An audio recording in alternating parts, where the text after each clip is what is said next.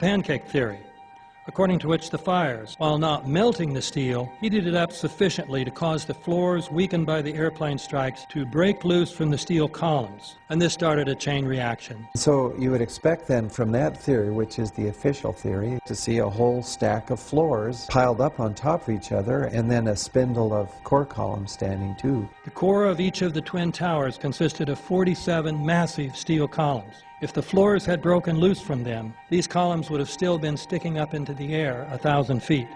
The plane did not cut all those core columns.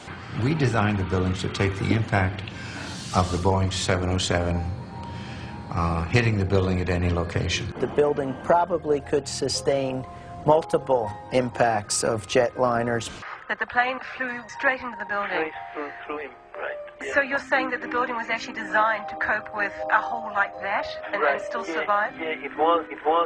If you had dropped, say, a billiard ball from the top of the World Trade Center, 110 floors up there, it would have taken 8 to 10 seconds to hit the ground, encountering no resistance whatsoever. The Twin Towers came down in nearly free-fall speed.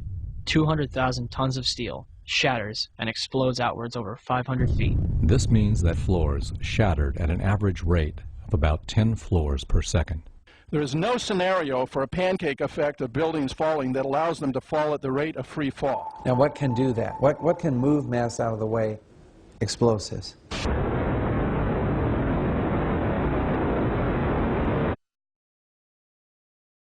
"47 huge steel columns going up the core. They're interconnected.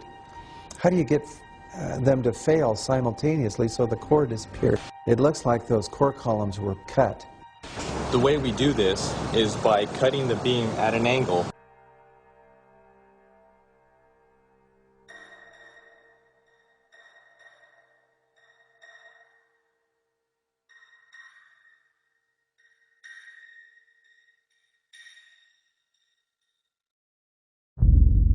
I started looking at the molten metal. All three buildings, both towers in the rubble, in the basement areas, and Building 7, there's these pools of molten metal.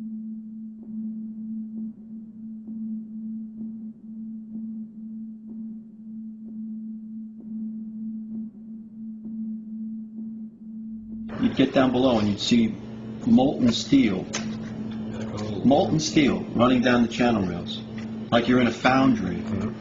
Like lava. The molten steel was found 3, 4, and 5 weeks later, when the rubble was being removed. He said that molten steel was also found underneath World Trade Center 7. So I'm looking through the official reports. What do they say about the molten metal? They say nothing. But wait a minute. This is important evidence. So where'd that come from?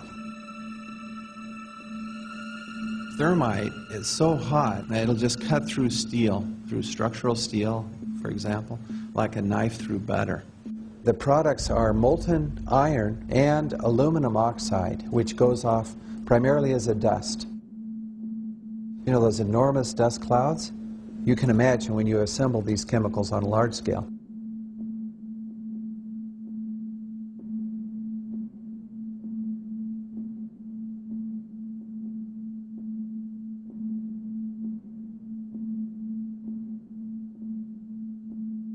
Molten metal pools under both towers after they collapsed, and Building 7. Now, Building 7 wasn't even hit by a jet.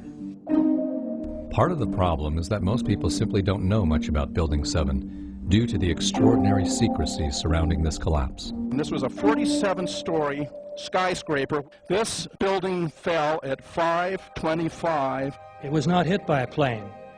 This building had fires on only 2 or 3 floors. And it was brought down by what we know was a controlled demolition. Demolitions, they look just like that. You know, a kink in the middle, and then that building just comes straight down, almost at free fall speed. They first blow one of the central columns so the building falls in on itself. Building 7 had a classic crimp or wedge. Its central column was blown out first, so it didn't structurally damage buildings just a few feet away from it.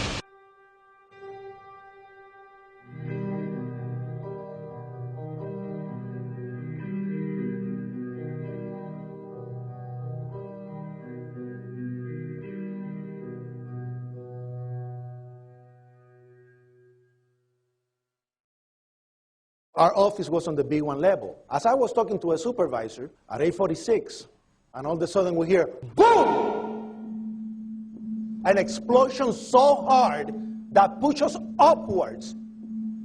And it came from the basement between the B2 level and the B3 level. And when I went to verbalize, we hear, boom! The impact of the plane on the top. As I'm walking by the main freight corridor building, in the corridor, that's when I got blown. I mean, the impact of the explosion threw me to the floor, and that's when everything started happening. All of a sudden, a big impact happened again, and all the ceiling tile was falling down, the light fixtures were falling. You know, you got to go clear across the whole from 1 to 2 World Trade Center, and then all of a sudden, it happened all over again. Something else hit us to the floor. Right in the basement, you felt it. Walls were caving in, everything that was going on. I mean, I know of people that got killed in the basement. I know of people that got broken legs in the basement. People that got reconstructive surgery because the walls hit them in the face.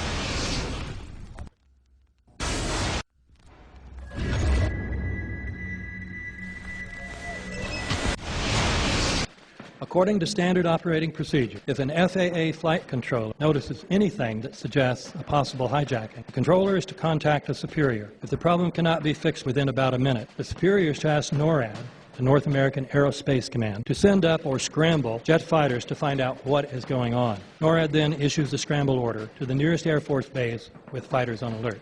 But although interceptions usually occur within 10 or so minutes, in this case, 80 or so minutes had elapsed before fighters were even airborne. It's a mind-bending anomaly.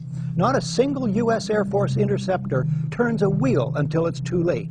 There are no jets at all. What if they were so confused and had been so deliberately confused that they couldn't respond?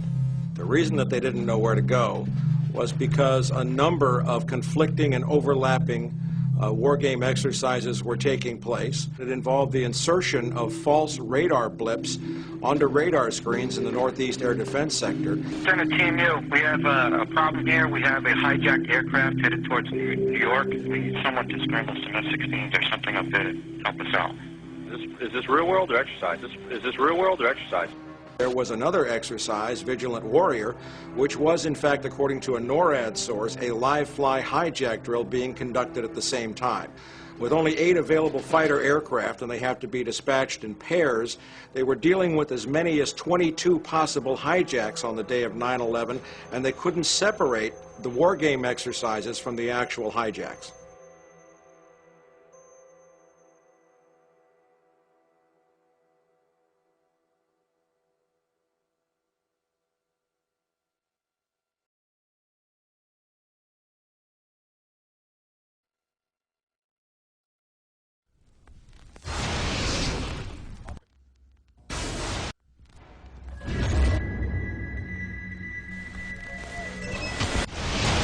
Page 172.